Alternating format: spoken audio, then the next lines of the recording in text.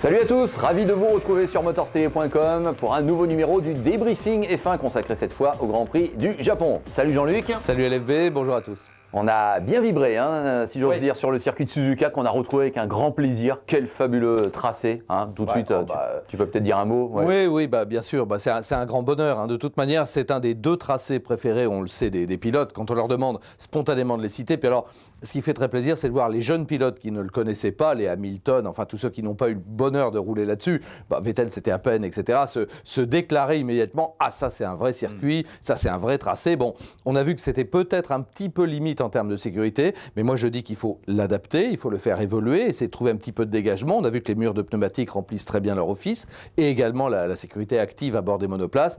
C'est ça la course automobile, c'est ça la Formule 1. Voilà. Allez, on va répondre à vos questions comme d'habitude. Pour poser vos questions, c'est sur le forum de motorstv.com, à la rubrique monoplace. Alors on rappelle que donc Sébastien Vettel a gagné, formidable.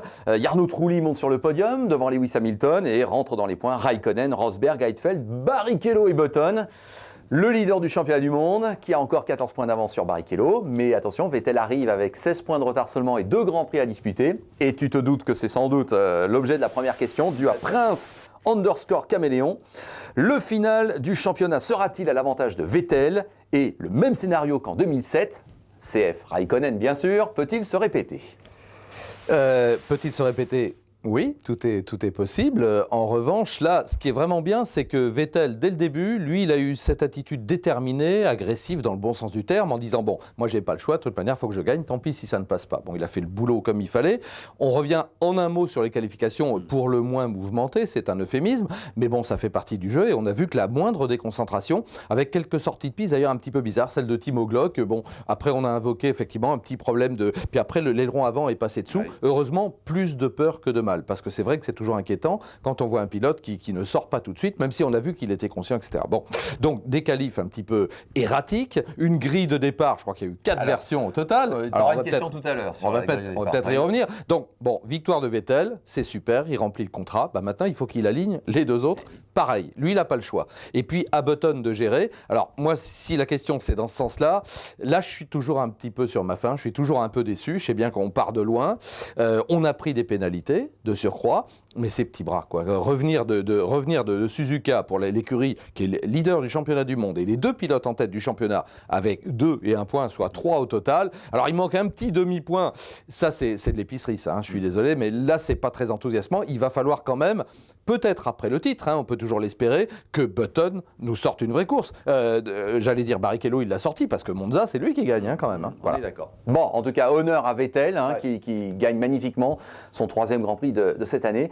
Et Jean-Luc, la question suivante, c'est un petit événement, car nous allons célébrer l'arrivée de Denis Chevrier, qui nous a rejoint depuis quelques temps sur le forum de motorstv.com et qui a son blog, qui répond aux questions des internautes. Et il y a du trafic, je vous conseille d'y aller, là, même si vous avez des questions d'ingénieurs, il répond à tout. Et aujourd'hui, Denis fait ses grands débuts dans le débriefing F1, donc on va se tourner pour écouter sa question, enfin pour écouter sa réponse surtout. Salut Denis. Bonjour Jean-Luc, bonjour Laurent Frédéric, bonjour à vos auditeurs et merci de m'accueillir parmi vous.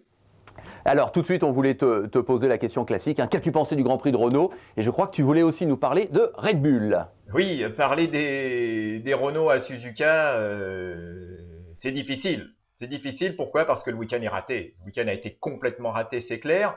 Il a été raté dès le samedi, parce qu'on sait à quel point c'est important. Fernando Alonso, seulement 12e qui en plus écope d'une pénalité de 5 secondes, 17e sur la grille. Quand on n'a pas la meilleure voiture, 17e sur la grille, il a réussi à faire 10e en course. C'est certainement une course courageuse, mais c'est nécessairement extrêmement décevant. Romain Grosjean, que dire? Circuit, on le sait, particulièrement exigeant, une voiture délicate. On imaginait que ce serait difficile pour lui, donc pas de déception de ce côté-là. Il aurait fallu un miracle. Pour Renault, heureusement, pour ce losange, heureusement, il y en a aussi un sur les moteurs des Red Bull, et on sait et on a vu à quel point, si ce n'est le fait que Mark Webber se soit tiré une balle dans le pied en ne pouvant pas participer au qualif, eh bien ils avaient une voiture pour faire le doublé, une voiture qui était capable d'être 4/10 en meilleur temps en course, plus vite que tout le monde. Donc ce moteur, il était capable sur cet exigeant circuit, sur ce très difficile circuit, en châssis mais aussi en moteur, il était capable de propulser la voiture la plus rapide du plateau. Et si aujourd'hui il y a un élément de satisfaction pour Renault, c'est bien celui-là. La prestation de l'écurie officielle, elle a été mauvaise. La prestation de l'écurie cliente, elle a été exceptionnelle. Ok Denis, c'est noté. Toujours une vision très intéressante de la part de Denis Chevrier. Donc c'est simple, on vous rappelle, sur le forum de motorstv.com, eh bien il y a la rubrique exprès pour Absolument. Denis. Il faut lui poser des questions. Il répond et joue. Il répond. Voilà. Vraiment là, c'est pas la langue de bois non plus. Voilà. Bon, allez, on reprend le fil des questions des internautes. Mike, alors que penser de cette publication de grille de départ juste avant le départ le dimanche matin? Incroyable, hein? Bah ouais, c'est pratiquement du jamais vu. Parce qu'effectivement, des séances qualif agitées, on en a déjà vu, interrompues au drapeau rouge, on en a déjà vu. Mais là, avec de surcroît certains pilotes qui ont été peut-être un petit peu inconscients, garder le pied quand on passe au milieu des débris. Enfin, moi, je vais garder les notes positives. D'abord, les pilotes pas blessés ou très légèrement blessés, même Thibaut Glock, ça c'est formidable. Ça démontre il sera là à Interlagos. Oui, il sera là, il n'y a pas de problème. Bon, je crois qu'on a pris beaucoup de précautions, j'ose le dire, et lui et les services. Maintenant, c'est un petit peu à l'américaine, tu sais, quand il y a un crash, on ne bouge pas, on dit au pilote, tu bouges pas, on vient, on fait un état, c'est peut-être mieux comme ça, il vaut mieux que ça se passe comme ça, donc il n'y a pas de souci. Alors après, encore une fois, les forces sont devant, là aussi. Et on a vu que c'était pas que du bluff et que c'était pas que conjoncturel. Heureusement, les deux premières lignes n'ont pas été affectées par les pénalités, mais c'est vrai qu'à un moment, on y perdait son latin. Alors je dois te dire qu'en temps réel, nous aussi, on était là, on était en train de tirer des plans sur la comète, on savait plus où on allait. Et moi, le lendemain, tu n'es pas surpris que Barrichello soit si haut et Alonso si loin? Complètement surpris. Alors j'ai même demandé l'explication, j'ai dit mais c'est pourquoi? Patrick Tambay me dit, a priori, d'après la réglementation, c'est parce que c'est lui qui a commis la première erreur, donc quelque part, chacun est affecté au gré de ses erreurs. C'est un peu complexe. Bon, là, c'était un peu la loterie. Moi, j'avoue que là, allez, si tout le monde trouve son compte, des caractéristiques de cette édition 2009. En tout cas, on a fait avec. Voilà. Titeuf de fanaticf1.com et Smendes17 de stand-f1.com. Question globalement sur Ferrari. La troisième place de Ferrari est-elle menacée au championnat vu les performances de McLaren? Et était-ce le bon choix que de prendre Fisichella? Alors, la troisième place est clairement menacée. Et là, on a bien compris que de toute façon, Hamilton il a été donc à un moment deuxième. Superbe manœuvre. On va peut-être revenir aussi de Toyota et de Trulli pour l'amener en deuxième place.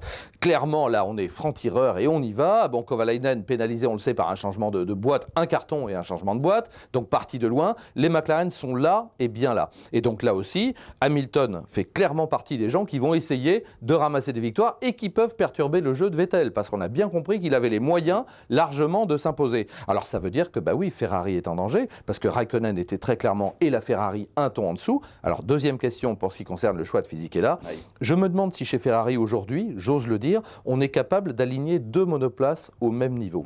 Je me le demande, parce que Fisichella, qui signe la pole en Belgique et qui se bat pour la victoire et qui termine dans la roue vraiment de la Ferrari, il n'est pas devenu mauvais du jour au lendemain. Donc il y a deux grands prix, effectivement, là. Donc il y a un vrai problème. Trois même avec ça. Ouais, trois. Alors il n'est pas à son aise, la voiture est difficile à conduire, ce qui est une forme d'hommage à Raikkonen quand même, parce que là aussi, je pense que oui, Ferrari est nettement moins bien que McLaren en performance, donc la place au championnat constructeur, elle peut revenir à McLaren si jamais Kovalainen arrive à en mettre une aussi, parce qu'Hamilton, il est là. Ouais. Alors tiens, à propos de Kovalainen, question de Boris Alonso. Que pensez-vous de l'accrochage Kovalainen-Sutil? Oui, alors moi déjà j'admire la manœuvre de Sutil parce que là, belle attaque engagée, on en a vu dans cette chicane là. Ouais. Nickel. Pour moi, il est devant. Ouais. Il est devant, un tout petit peu, il est devant.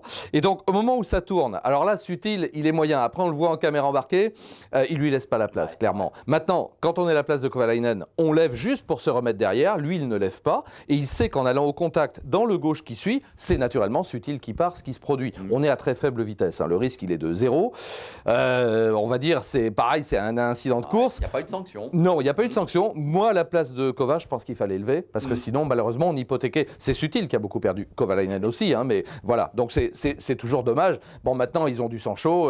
On ne va pas leur reprocher. Voilà, et Button, sur le coup, a gagné 2 places. Ouais. Ça lui a peut-être beaucoup servi. Lui, il était au pied de l'arbre, il a ouvert le bec et c'est tombé. Là, il s'est dit, bon, ça, c'est pour moi, c'est bienvenu. Alors, tu l'as évoqué. Tiens, je te pose, moi, la petite question. Trulli, deuxième sur Toyota. Comment faut-il interpréter ça alors que Trulli est annoncé partant de chez Toyota, ou en tout cas pas reconduit? C'est un chant du cygne, c'est avec l'énergie du désespoir, c'est magnifique, c'est une erreur de Toyota. Comment tu vois tout ça? La voiture est là. Ouais. La voiture est là, puisque la deuxième place de Glock à Singapour, on n'aligne pas 2 fois des places de podium avec 2 pilotes différents sans avoir un niveau. Alors maintenant, il manque toujours un petit plus à Toyota, ou plutôt c'est les autres qui l'ont. Et quand c'est pas l'un, c'est l'autre. Là, c'est Red Bull qui était nettement bien, parce qu'on rappelle que Weber, hein, même s'il termine dernier, il a fait une séance d'essai grandeur nature, il a eu plein de problèmes. C'est lui qui signe le meilleur temps en course. Ouais. Donc on aurait pu avoir un doublé Red Bull-Renault. Donc Toyota en profite opportunément avec un bon matériel. Toyota aurait rêvé de s'imposer sur les terres de Honda, puisqu'on rappelle naturellement que Suzuka, ce sont les terres de Honda, et c'est le parc d'attractions créé par Honda, et l'année où effectivement l'écurie Honda en tant que telle disparaît. Alors, il n'y a pas d'erreur de Toyota. Maintenant, chez Toyota, on dit... Non, l'erreur quand je disais ça, c'était par rapport à ne pas conserver Trulli. J'ai bien compris. Oui, non, d'accord, alors, oui. chez Toyota, on Oui. dit nous devons avoir les meilleurs dans tous les domaines, y compris au niveau des pilotes. Ça sous-entend qu'on n'est pas convaincu qu'on a les meilleurs aujourd'hui. Bon, c'est leur droit, c'est leur choix. Maintenant, est-ce que c'est la pression du non-renouvellement des contrats qui porte les pilotes à donner le tout petit surcroît de performance et de risque qui mène Glock et Trulli sur le podium ? Peut-être. En tout cas, moi, ce qui m'a fait de la peine, c'est le visage de Trulli, tant sur le podium qu'après en interview, qui était même pas véritablement heureux. Oui, il était content, mais tellement inquiet pour l'avenir. C'est pas de bon augure. Alors, est-ce qu'il sait des choses également sur Toyota ? Non pas, encore une fois, le retrait, personne n'y croit, personne le souhaite. On aura seulement mi-novembre. Il faut toujours le rappeler, ce qu'on vous a dit dans cette émission des briefings depuis longtemps. C'est seulement à la mise, même peut-être vers le 20 novembre, que le board de Toyota décidera, oui ou non, de continuer, de voter le budget 2010 et à quel niveau. Et on est tous d'accord pour dire que de toute manière, le budget sera diminué peut-être par 3. Donc c'est énorme. Alors on sait que Trulli, tant mieux, avait un excellent salaire. On lui a dit, ton salaire, tu le divises par 10. On en est là. Hein. Ah oui, pas simple, pas simple. Allez, encore 2 questions. Popeye, que penser de Toro Rosso depuis que Bourdais n'est plus là ? C'est une très bonne question, parce qu'effectivement, la capacité de metteur au point de Sébastien, même si lui n'en a pas profité, parce que bon, il répète à l'envi maintenant, la langue se délie un petit peu, Sébastien il parle, et il dit, moi je n'ai jamais réussi à tirer le meilleur de cette monoplace, elle était à la fois alternativement survireuse, je crois que c'est dans les hautes vitesses, donc l'arrière qui s'en va, et sous-vireuse dès qu'on essayait de coincer l'arrière, donc de souder l'arrière, ce dont il a besoin, c'est l'avant qui part. Bon, lui il n'a jamais réussi à l'exploiter. En revanche, on a vu que Sébastien Buemi y arrivait un petit peu mieux que lui. Donc ça, c'est le premier point. Alors, moi, je pense qu'évidemment, on ne va pas reprocher non plus à Jaime Alguersuari de ne pas être un metteur au point, ni d'ailleurs à Sébastien Buemi. Donc c'est clair que de toute manière, dans le rendement global de l'écurie, l'absence de Sébastien Bourdet est un moins, qui n'est pas compensé par un plus pour le moment, et c'est pas un reproche. La sortie de Jaime Alguersuari, là, ça c'est faute de jeunesse. Il sort des stands, pneus tendres, plein de carburant, il dit là, le 130 R, ça passe à fond, je soude. Bon, c'est ça un pilote aussi. Non, ça passait pas le premier tour en tout cas. Donc il l'a appris à ses dépens. Heureusement, il s'est pas fait mal. On a eu un petit peu peur au début d'ailleurs, parce qu'il bougeait pas. Dans les toutes premières secondes, il a pris un pain tellement monstrueux. Bon, il a rassuré l'équipe par radio et tout. Donc oui, il y a un petit moins pour l'équipe. Ils ont perdu avec le départ de Sébastien. Et on rappelle que le dernier point marqué par Toro Rosso, c'était à Monaco, circuit ô combien difficile, par Sébastien, qui était parti loin sur la grille et qui avait quand même arraché le point de la 8e place. On attend un autre Sébastien pour Abu Dhabi. Oui, c'est ça, tiens. On aura le temps d'en reparler. Bon. Allez, la dernière question de... Alors, je pense que c'est Kimo TV qu'il faut prononcer. Je m'excuse si ce n'est pas le cas. Alors, c'est une question assez originale. Là, tu t'y attends pas, mais vas-y, lance-toi. Trouvez-vous gênant que Santander, donc la fameuse banque ou groupe bancaire espagnol, soit le sponsor et de Ferrari et de McLaren l'an prochain ? Gênant, pas forcément, s'il ne se mêle pas de ce qui ne les regarde pas. Et je reviens à la réaction un peu irritée de Luca Cordero di Montezemolo après la conférence de presse de présentation de l'arrivée de Santander, c'était le jeudi soir donc à Monza, qui dit, quand on lui parle des pilotes et notamment de l'arrivée d'Alonso, qui n'est toujours pas officialisé bien sûr, il dit attendez, les pilotes c'est nous, Ferrari, c'est pas du tout les annonceurs et c'est pas du tout les sponsors. Donc il tient à déterminer le champ d'action. Alors au niveau des résultats, là je crois qu'il faut pas trop se faire donner au cerveau, je l'espère en tout cas, ou alors là ce serait gravissime, c'est quand même pas l'annonceur qui décide de qui va gagner. Déjà, logiquement, c'est vrai que ce sont le choix des pilotes incombe aux écuries, même s'il y a une certaine pression évidemment de certains annonceurs pour mettre telle ou telle nationalité ou telle personnalité, pour peu que ce pilote ait été lui-même en contrat personnel avec cet annonceur, c'est une autre possibilité. Je ne crois pas qu'il faille trop s'inquiéter, même si récemment il y a eu effectivement quelques inquiétudes à certains niveaux en Formule 1. Il ne faut pas considérer quand même que tout est pourri, tout est compromis et tout est téléguidé par derrière. J'y crois pas. Bon, ok. Allez, ce sera le mot de la fin. On se retrouvera donc, Jean-Luc, lundi prochain. Donc là, on sera entre 2 grands prix.